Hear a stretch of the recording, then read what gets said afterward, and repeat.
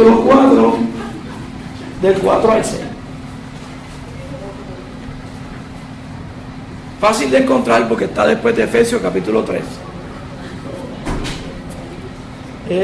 Una ayudita.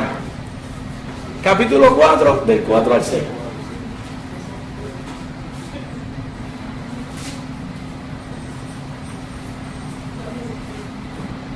Y leemos en el nombre del Padre, del Hijo y del Espíritu Santo. Un cuerpo y un espíritu, como fuisteis también llamados en una misma esperanza de vuestra vocación. Un Señor, una fe, un bautismo, un Dios y Padre de todos, el cual es sobre todos, y por todos, y en todos, pero a cada uno de nosotros nos fue dada la gracia conforme a la medida del don de Cristo. Gracias, Jesús, por tu palabra.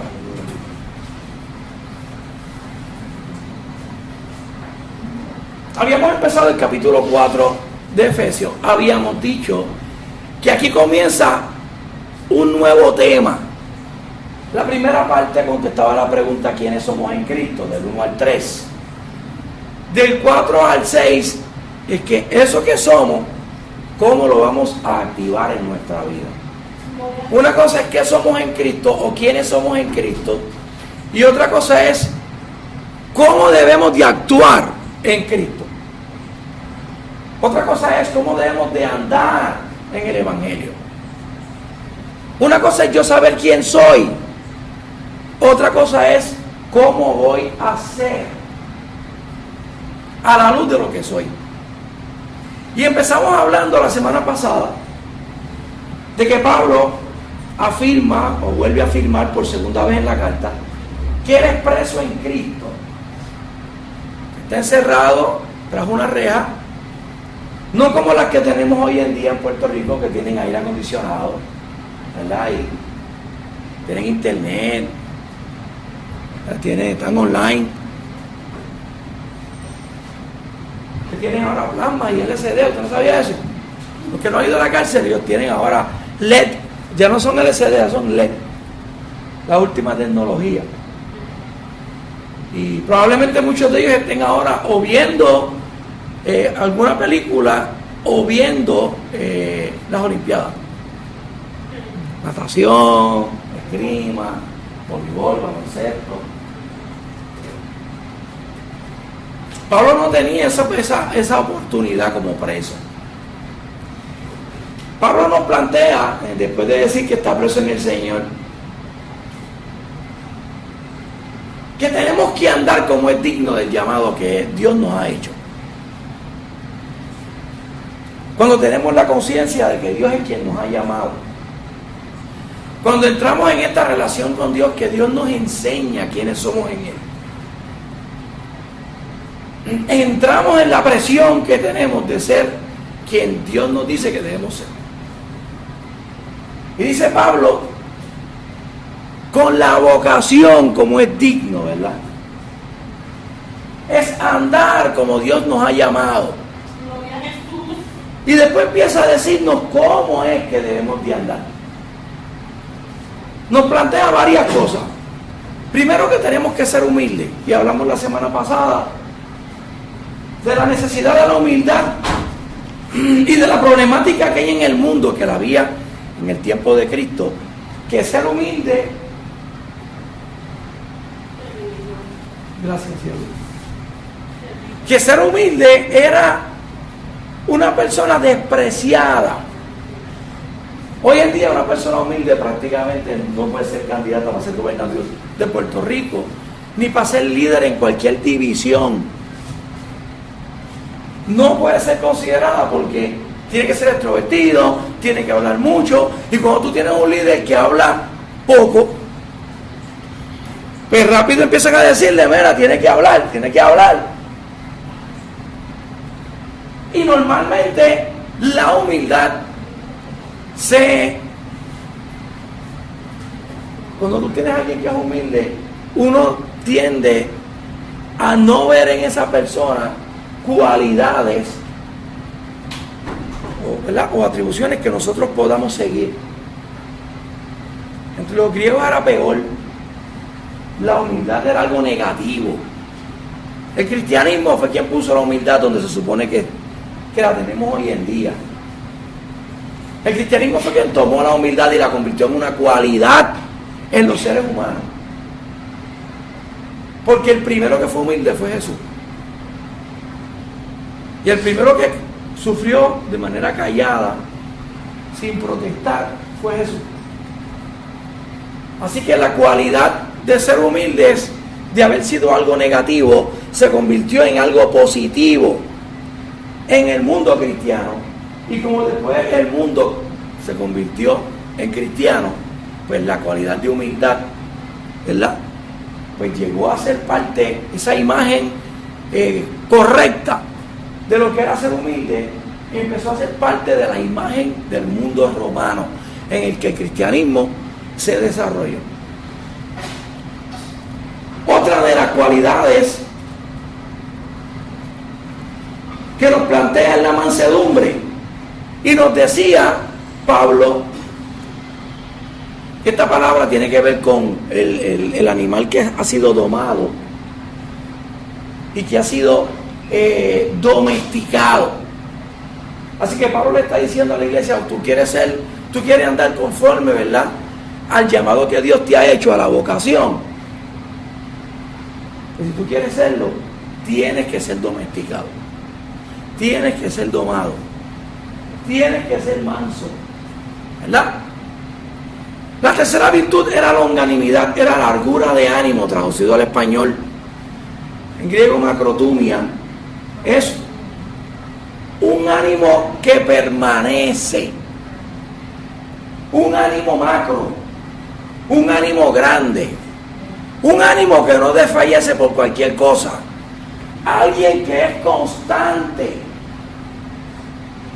que por encima de lo que pueda pasar y de lo que pueda sufrir, va a ser constante en alcanzar lo que quiere alcanzar. Pablo está diciendo: el que es cristiano y el que anda conforme a su vocación tiene que ser constante, tiene que tener un ánimo grande. Hermanos, tenemos razones para tener un ánimo grande. Cristo murió por nosotros. Él nos ha hecho victoriosos. Y la victoria no consiste en que no nos va a pasar nada.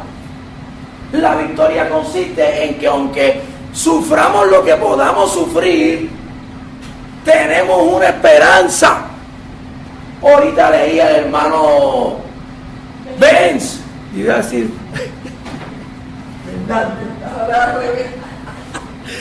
el hermano Benz leía en Apocalipsis que Dios va a enjugar toda la lágrima. ¡Aleluya! ¡Qué bueno!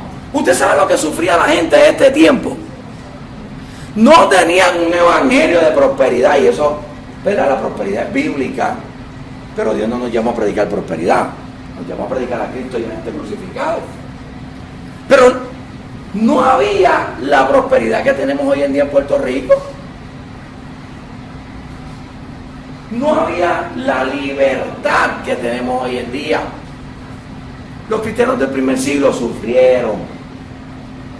¿Por qué estaban en Cristo?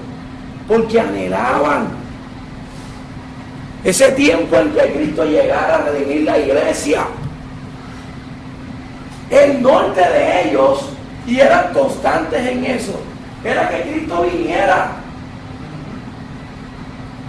Entonces ya no me voy a adelantar, estoy resumiendo. La cuarta cualidad era el amor. Que teníamos que tener amor entre nosotros. Un amor que es producto de la voluntad, no del sentimiento y no de la emoción.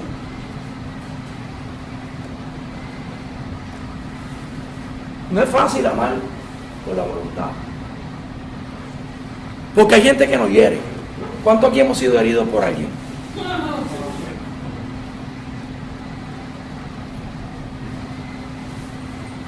Yo he sido herido por mis mejores amigos. A lo mejor yo los he herido a ellos, no me he dado cuenta. A veces uno se pregunta ¿por qué está enojado conmigo? A lo mejor uno ha hecho algo, pero que uno no sabe que lo hizo. Pero todos aquí en algún momento dado hemos sido heridos por alguien. O hemos herido a alguien. El único elemento que puede mantener la iglesia unida, y en este caso la familia nuestra como esposo y esposa, padres e hijos, es el perdón que viene de un amor que es incondicional. Nuestro amor debe ser incondicional. Debe ser incondicional porque Dios nos amó primero. Y el texto en Juan dice, yo he aprendido a amar porque Él me amó primero. Yo amo porque Él me amó primero. Porque nuestro amor tiene que ser evaluado a la luz del amor de Cristo hacia nosotros. Oiga, mira, el día que Cristo fue a morir, dice la Biblia que le dijo a Dios, Señor, dame un break. En palabras nuestras, a nosotros no nos gusta escucharlo, pero en su humanidad Jesús sabía lo que iba a sufrir. Y Jesús le dijo a Dios, Dios, dame un break, pero que no se haga mi voluntad. ¿Qué le decían las emociones a Jesús? Para la cruz.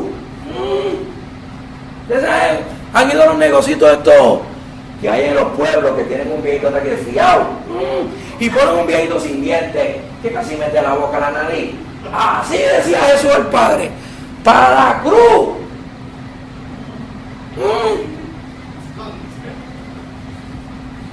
Pero que no se haga mi voluntad. No es lo que yo sienta. Es que yo estoy determinado, longanimidad, decidido, macrotumia, por el gozo puesto delante de mí. Eso dice Hebreo. ¿Cuál es el gozo? Ver la salvación de la humanidad. Yo voy entonces a la cruz porque es tu voluntad. Hermano, porque a nadie le gusta sufrir.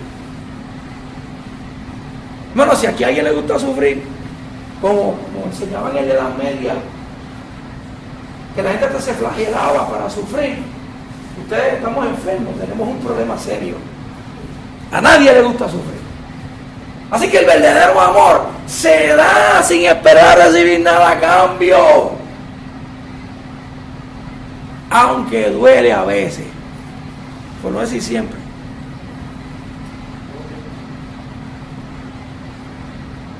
Hay momentos en que nuestra experiencia dándonos así, vemos el resultado. Vemos que las personas dicen, esta persona me ama tanto que si yo lo ofendí le tengo que pedir perdón. Y si no, de momento cambia de actitud y empieza a hacer las cosas. Como que empieza a tratarnos mejor, empieza a actuar mejor. Pedro le dice a las mujeres que tienen esposos no cristianos, gánatelo sin palabras. Porque se dice que en el primer siglo las mujeres están tan embolladas en el Señor porque la iglesia le daba un espacio que no le daba el mundo secular. Que cuando llegaban a la casa llegaban, tú sabes, como que con esa autoridad y le caían aquí a los esposos. Y Pedro dice, cógelo suave, mira, gánatelo sin palabras. ¿Y cómo es ganárselo sin palabras? Amándolo. De otra manera. Sirve. Dale lo mejor de ti. El amor, como decía Pablo en estos comienzos, es parte de las características del cristiano que anda conforme a la vocación a la que ha sido llamado.